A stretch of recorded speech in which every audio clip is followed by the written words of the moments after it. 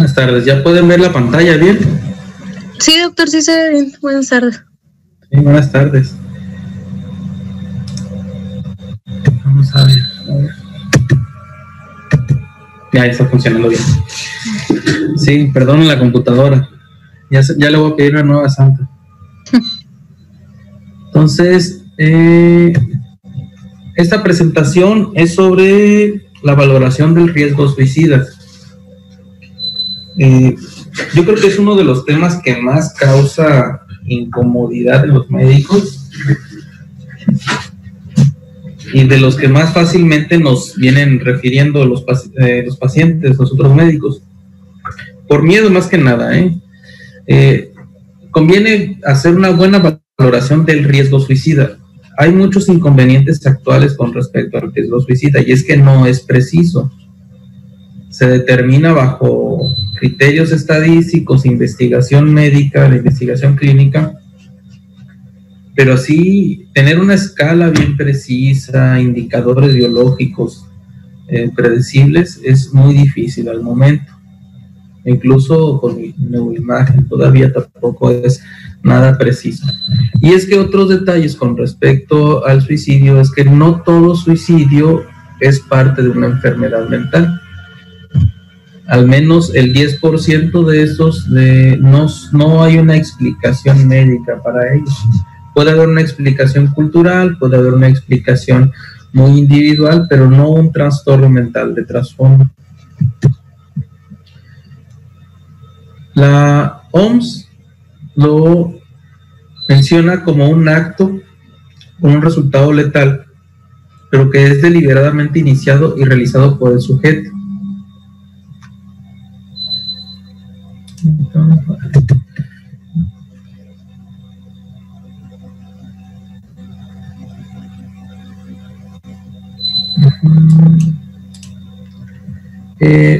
Sabiendo o esperando su resultado letal, o sea, tiene totalmente una intención y pretende obtener los cambios deseados. Los cambios deseados pueden ser el trastorno mental como tal, el sufrimiento que ocasiona un síndrome depresivo, un estado psicótico, etc. La conducta parasuicida es otro término que también entra en vigencia y depende del autor, puede variar. La cuestión de la Organización Mundial de la Salud lo menciona más como un acto sin resultado fatal mediante el cual, sin ayuda de otros, una persona se va a autolesionar o ingiere una sustancia con la finalidad de conseguir cambios a través de las consecuencias actuales o esperadas sobre su estado físico. De hecho, la conducta parasuicida la puede escuchar cuando el paciente les comenta después de un envenenamiento que no, es que yo solo quería no estar, yo solo quería que se fueran mis problemas, yo solo quería dormir, yo solo quería descansar, etc. Y eso está más definido como una conducta parasuicida. La teoría dialéctica, que es la dialéctica conductual para terapia, menciona la conducta parasuicida un poco distinto. Incluso le incluye en la terminología cuando la persona empieza a manifestar abiertamente en su comunicación deseos de morir, o incluso que se podría provocar la muerte. Entonces, ha habido varias nomenclaturas. ¿Por qué se propone nomenclatura? La nomenclatura es definir bien las condiciones o explicar las condiciones en las que se seleccionan las personas para los estudios. Y es que había un sinfín de terminología que tanto incluía teoría psicoanalítica, teoría conductual.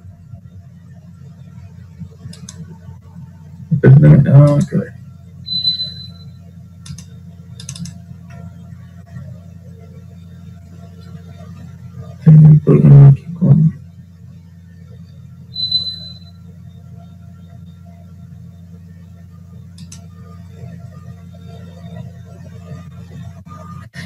Bien. En la cuestión de la nomenclatura, el problema era que revisaron artículos de los 80, por ejemplo, y se mencionaba mucha terminología distinta y a veces un mismo término no tenía una definición dada. Entonces en la nomenclatura empieza a aparecer lo que es la ideación suicida, la comunicación suicida, conducta suicida, y de repente mencionan fantasía suicida, etcétera, etcétera, etcétera. Esta nomenclatura está un poco más ordenada y ya habla si la ideación suicida se puede clasificar si tiene una intencionalidad determinada, alguna intencionalidad, o si no hay intencionalidad cada vez que lo dice el paciente. Digo, ¿cuántas veces hemos escuchado a los pacientes decir, es que me quiero morir, doctor? No, es que si eso pasara me mato. Entonces, es ideación suicida sin intencionalidad como tal, ¿no? La ideación suicida puede ser casual, transitoria, pasiva, activa o persistente.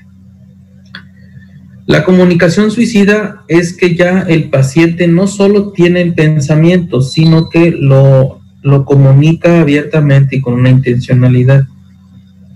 Puede definirse como un tipo 1, claro, si abarca que algún grado, dependiendo del grado de intencionalidad, y si hay algún método propuesto.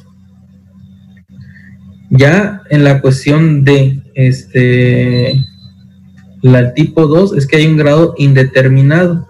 En el tipo 3 ya se puede considerar que a la idea suicida comunicada o la comunicación suicida tiene un plan como tal. Ya en la conducta suicida, que es algo que se va a valorar más que nada en las áreas de urgencias, también se utiliza la misma nomenclatura para comunicarse, ¿no? Para determinar la cuestión del paciente.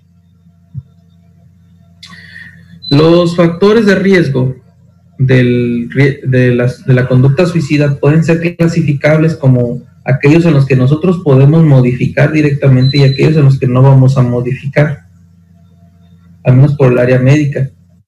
Y es que si el paciente tiene un trastorno afectivo, es potencialmente candidato a un tratamiento médico. Lo mismo sucedería con esquizofrenia, trastorno de ansiedad, abuso de sustancias, un trastorno de la personalidad, otros trastornos mentales, algún problema de salud física. Podemos mencionar el reciente diagnóstico de demencia, el reciente diagnóstico de una enfermedad fatal como un cáncer avanzado, o con un mal pronóstico, una enfermedad que para el paciente puede ser también disponer una serie de procedimientos costosos, continuos, etcétera. Y las dimensiones psicológicas del paciente, ¿no? En la cuestión de las dimensiones psicológicas mencionaremos principalmente la impulsividad. Un paciente impulsivo es más común que pueda llegar a actos o conductas autolesivas. Aquellos que no son modificables, pues es la misma herencia del paciente, y ahorita lo vamos a ver con los estudios que se han hecho en gemelos. En la cuestión del sexo, si bien es más común que la conducta suicida o los intentos sean en las mujeres, es más concreto que lo realicen los hombres. La proporción puede variar mucho.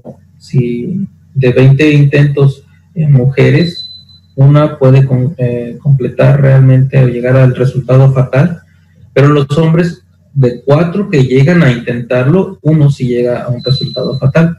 El estado civil puede variar, incluso varía de acuerdo al grupo etario.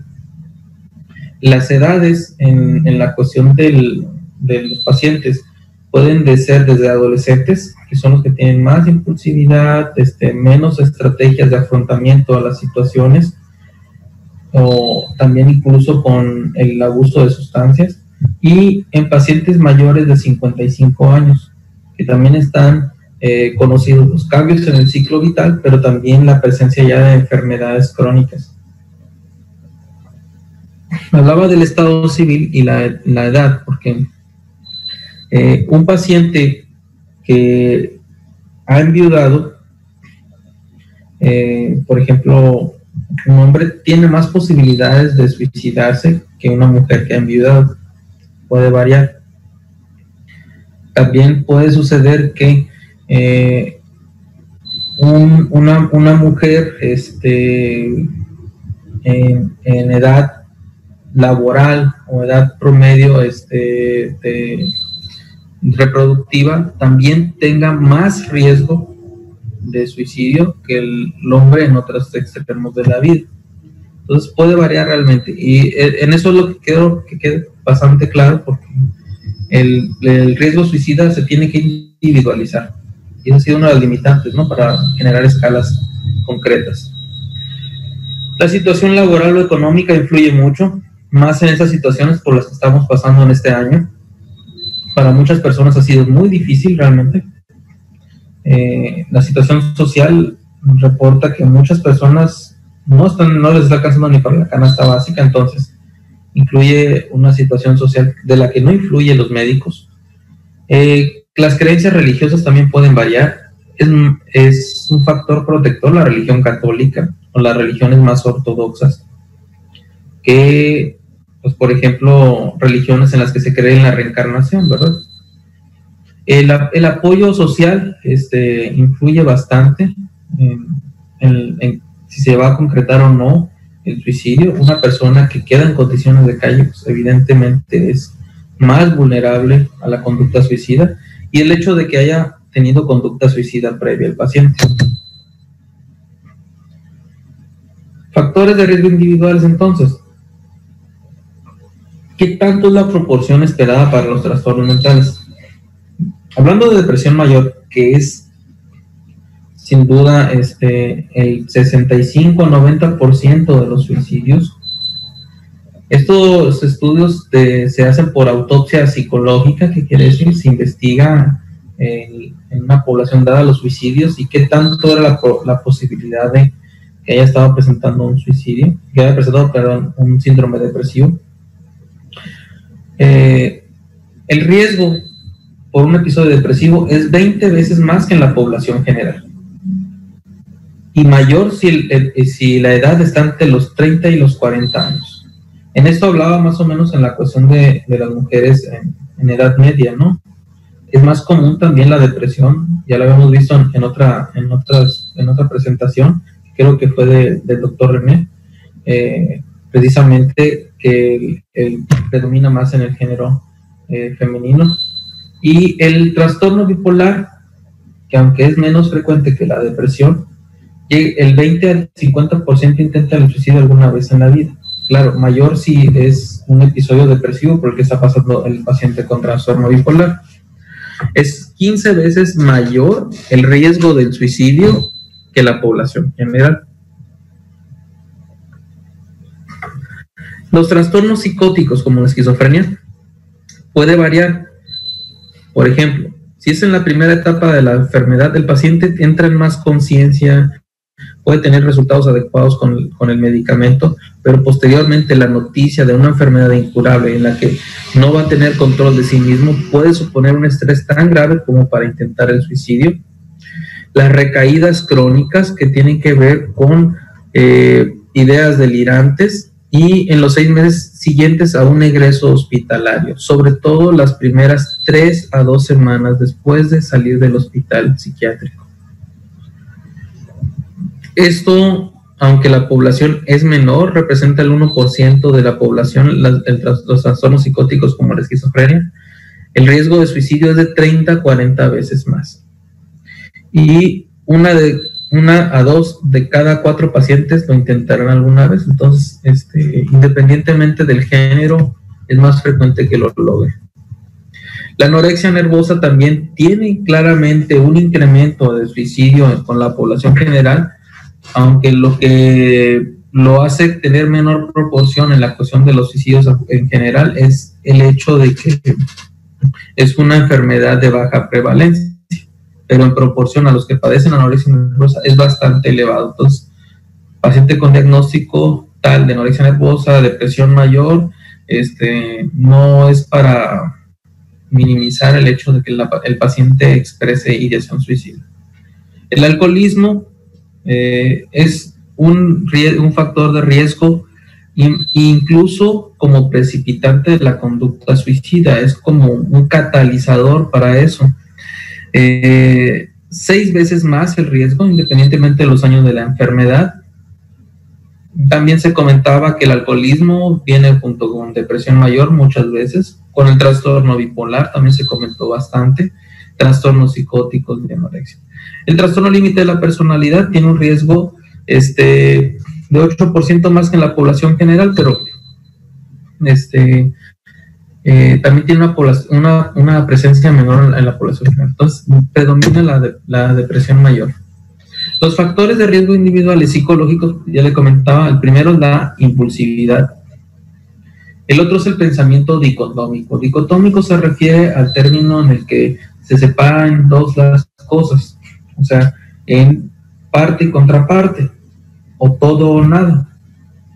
Es un pensamiento rígido, entonces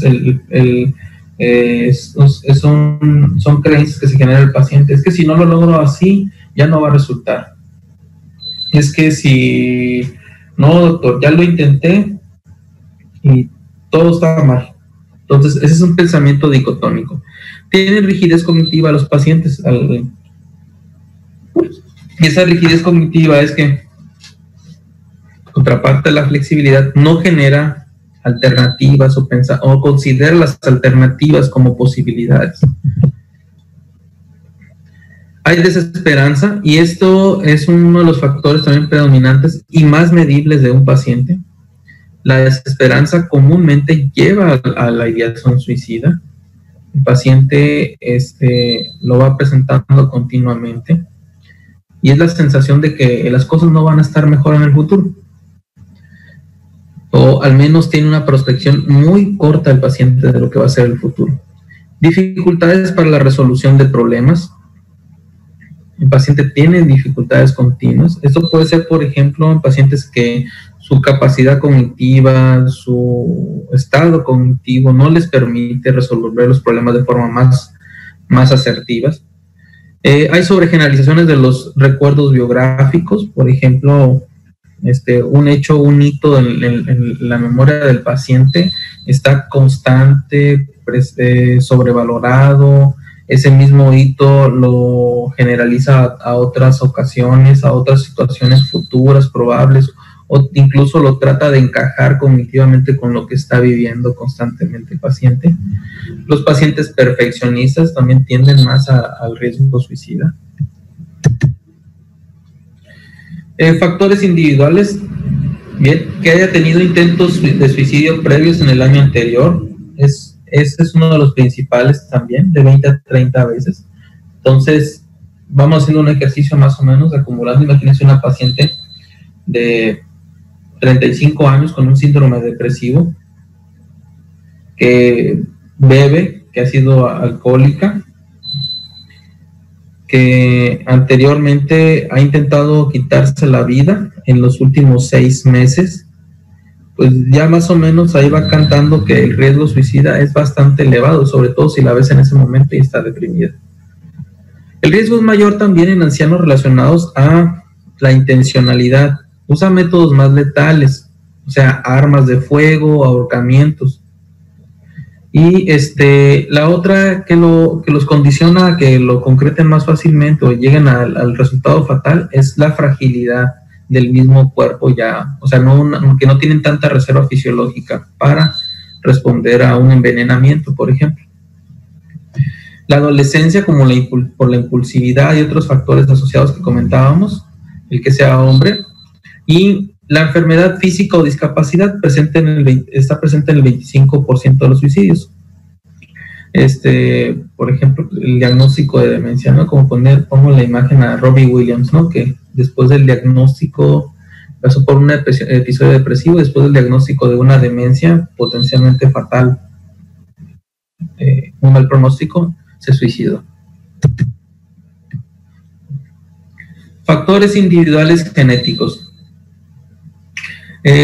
Los que se han estudiado y los que son más conocidos son los polimorfismos en el gen de la enzima triptófano hidroxilasa.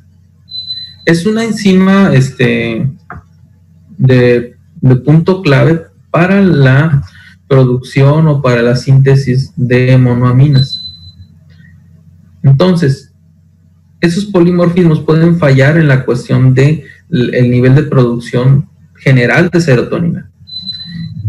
y por consecuencia también se activan otras vías para el manejo del triptófano cerebral, produciendo otro tipo de metabolitos que están también relacionados con estados proinflamatorios. Entonces, la condición genética de afectar la triptófano hidroxilasa es más predecible que presenten ideación suicida a los pacientes.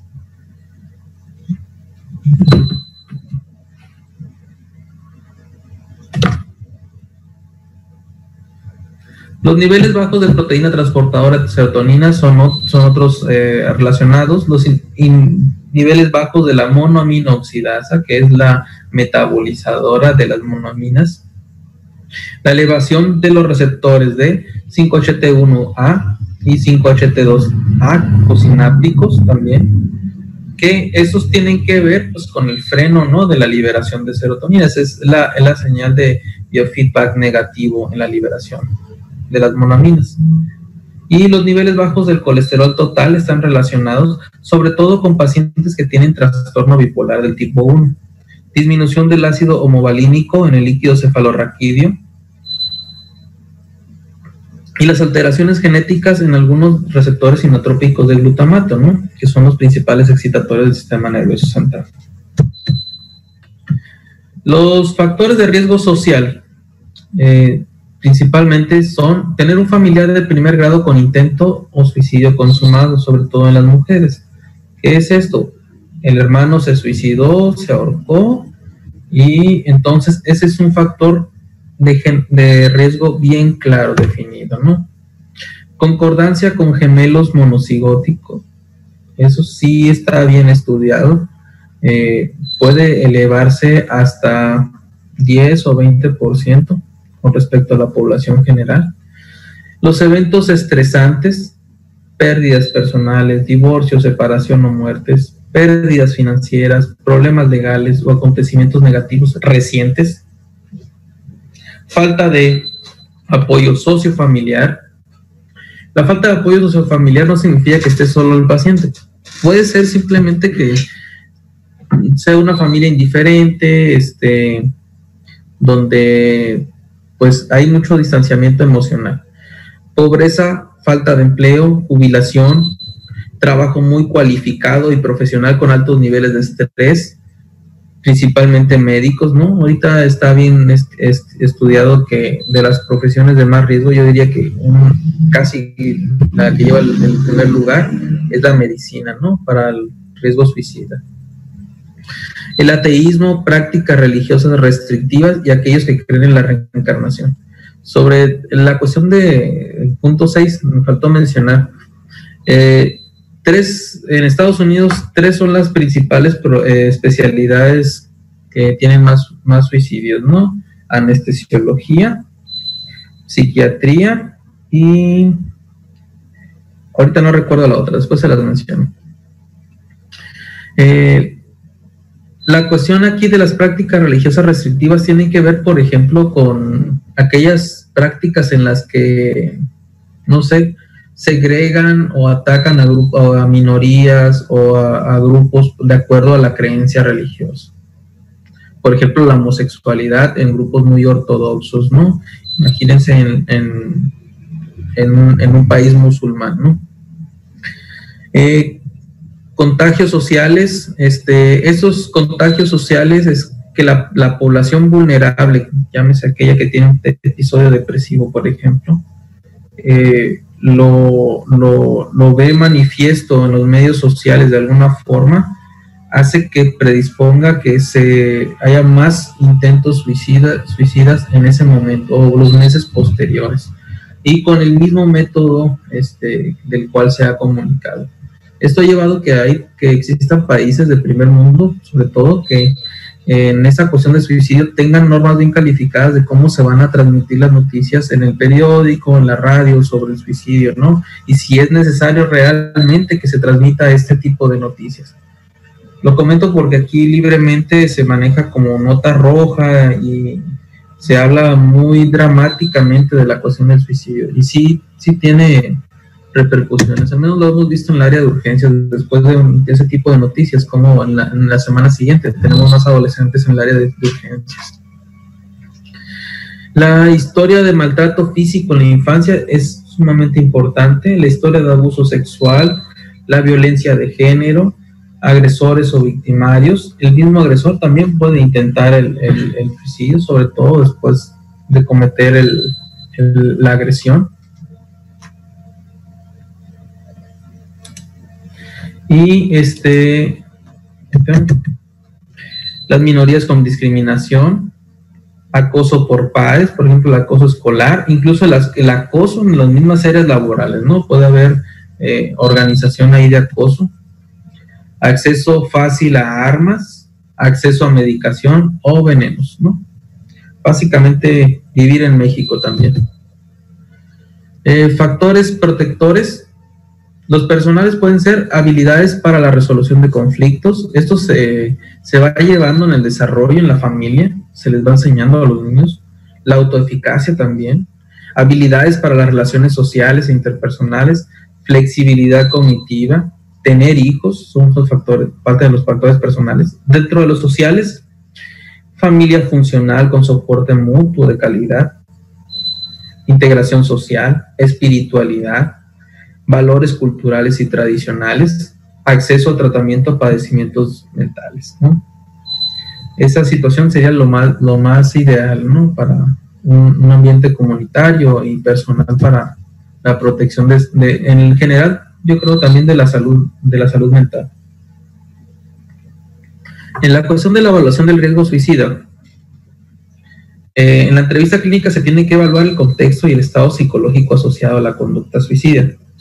O sea, sí hay que hacer una valoración psicopatológica clara del paciente. Características de la misma conducta suicida. Sobre cómo preguntar, hay muchos mitos ahí de que si uno le va a preguntar al paciente le va a inducir la ideación suicida. No está así como tal. El paciente ya lo ha estado pensando, no lo ha comunicado. La oportunidad de cuando se pregunta abiertamente sobre eso, existe la oportunidad de que el paciente se destense de llevar ese secreto. Al develarlo, incluso puede generar en el médico una alianza adecuada para recuperarse, ¿no? Al contrario de que siga avanzando si hay una psicopatología presente, ¿no? ¿Cuándo preguntar? Evidentemente tiene que ver con una valoración clínica a conciencia si el paciente presenta obvia psicopatología. Cuando el paciente ustedes detectan por la misma ficha, por los antecedentes personales no patológicos, que el paciente presenta ya un riesgo suicida como tal, hay que preguntarlo. ¿Qué preguntar? Hay que ser juiciosos con respecto a lo que se debe preguntar. No debe ser en un sentido morboso.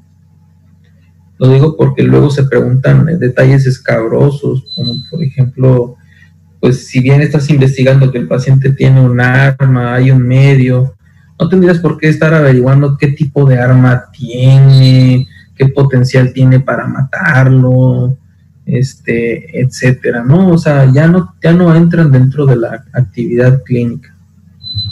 Actitud de clínico, siempre una escucha activa, empatía, calidez, comprensión, asertividad y autocontrol emocional. Todo esto debe ser continuo durante la entrevista. Básicamente, el paciente espera que esté frente a él un profesional. Utilizar escalas de evaluación es muy apropiado si se te da el tiempo. Parte de las actitudes del clínico es afrontar con claridad y respeto el tema.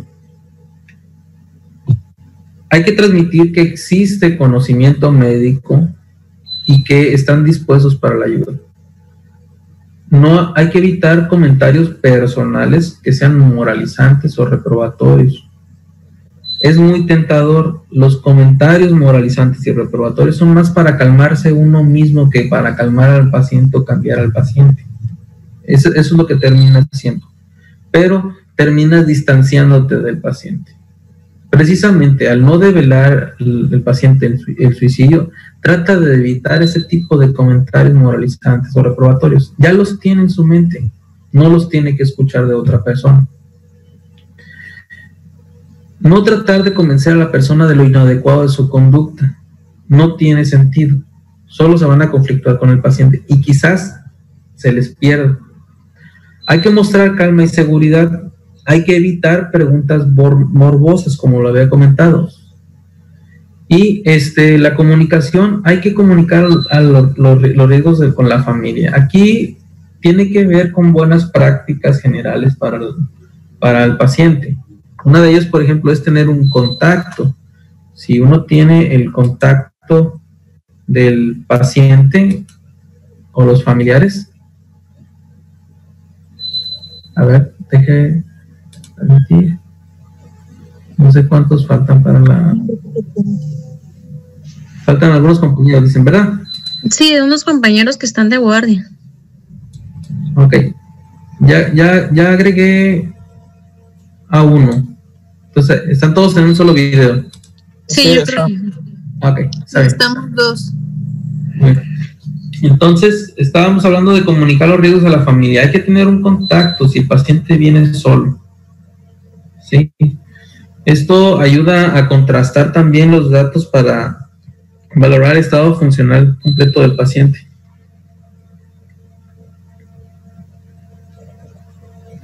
Hay que atender el lenguaje conjunto, no solo la verbalización. Y a mayor sospecha de riesgo o amenaza suicida, más dirección por parte del clínico. Debe ser más directivo sobre lo que se debe hacer. Esa es una escala, la SAD Person es la más sencilla y es más que nada es como sería una mnemotecnia para determinar los factores de riesgo más comunes para que ocurra el suicidio.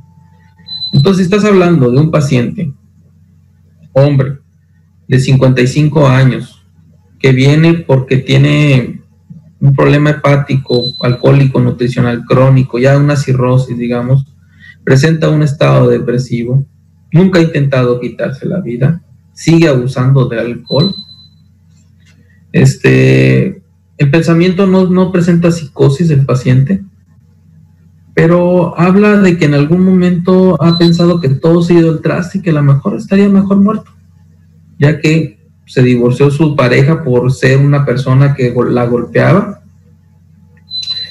y el problema de salud avanza y se da cuenta el paciente en su cuerpo, ¿no? Que está cada vez con más medicamentos, más intervenciones médicas por la cuestión de las complicaciones de la cirrosis. ¿Qué riesgo tendría ese paciente? A ver, alguien que se anime a decirme más o menos cuánto estaría estimado el riesgo.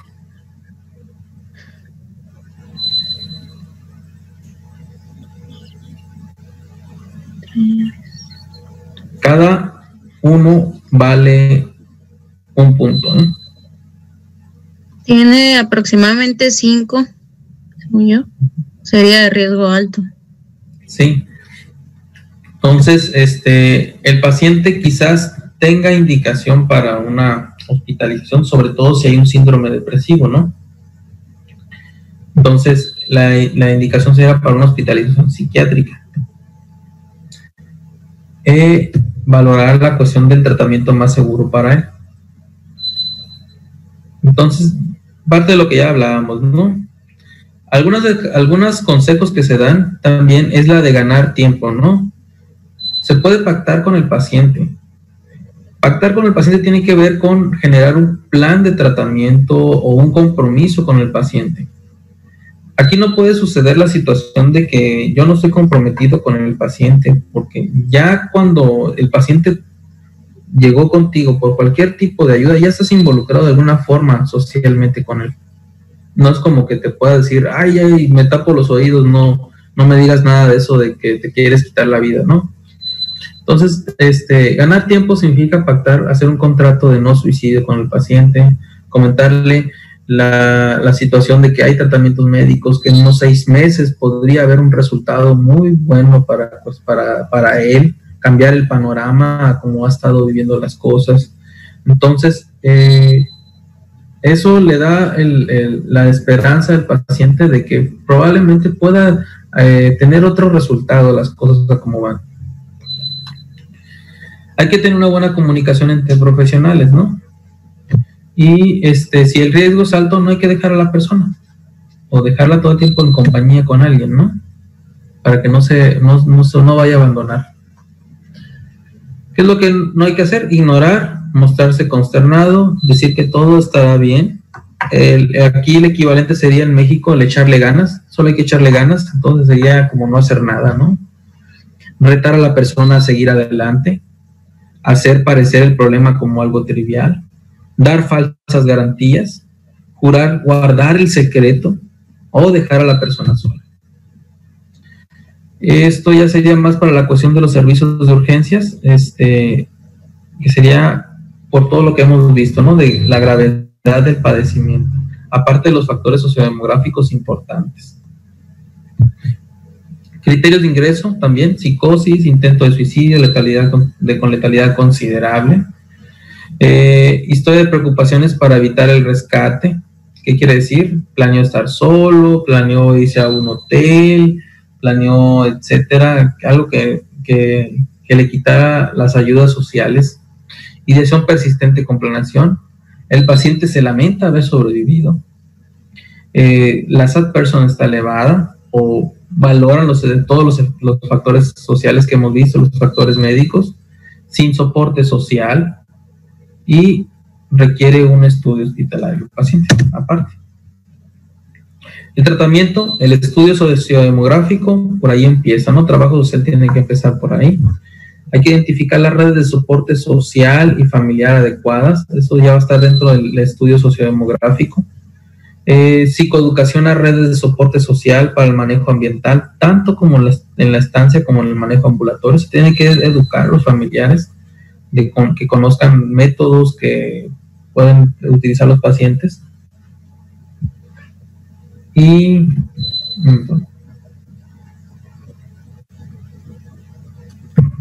iniciar el tratamiento en el caso de un trastorno mental grave. La valoración de afectación mental del juicio a la voluntad del paciente, eso sí requiere ya la valoración directa de psiquiatría. Es prácticamente el examen mental determinar si el paciente tiene su juicio alterado, la voluntad no es precisamente, le da propiedad de persona jurídica para tomar decisiones. Esto es que esté presente alguien para que tome decisiones. En el caso extremo de que no haya ningún familiar y el estado mental del paciente, supongo que su juicio de realidad está completamente nulo, tendría que ser por 2 psiquiatras o 2 médicos a cargo del caso para tomar la decisión. Hay que respaldar cada decisión terapéutica con un familiar o en caso contrario 2 profesionales, ¿no? Como les comentaba. La valoración de riesgos y criterio de manejo hospitalario o ambulatorio. Hay que facilitar el primer contacto con el servicio de salud mental, tanto psicología clínica y psiquiatría, y notificación del Ministerio Público en caso de abandono hospitalario. O sea, si el paciente se va y saben que había riesgo suicida, se tiene que notificar. Bueno, entonces eso sería más que nada para la valoración del riesgo suicida. Ya está más completo la situación debido a que lo vimos, mucho de eso de los padecimientos, lo vimos en los otros temas. El suicidio no significa que sea depresión, puede ser cualquier otro trastorno mental grave, no se debe desestimar. Entonces ya cerraríamos con este tema hasta donde tengo entendido, ¿verdad? Sí, ya es el último tema. ¿Cuándo hacemos el examen?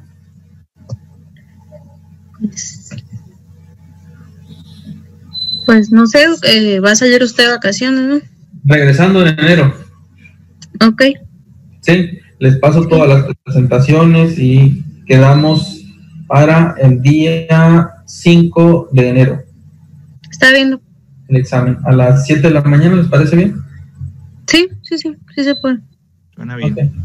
Muy bien. Entonces, pues muchas gracias por el apoyo. Pásense las presentaciones. Yo les paso las que me ha tocado exponer. Y con eso nos vamos a basar para el examen. Muy bien, muchas gracias. Bueno, hasta luego, buenas noches. Buenas noches. Gracias, Doc, buenas noches. Buenas. Gracias. Me despido, ya voy a cerrar aquí. Uh-huh.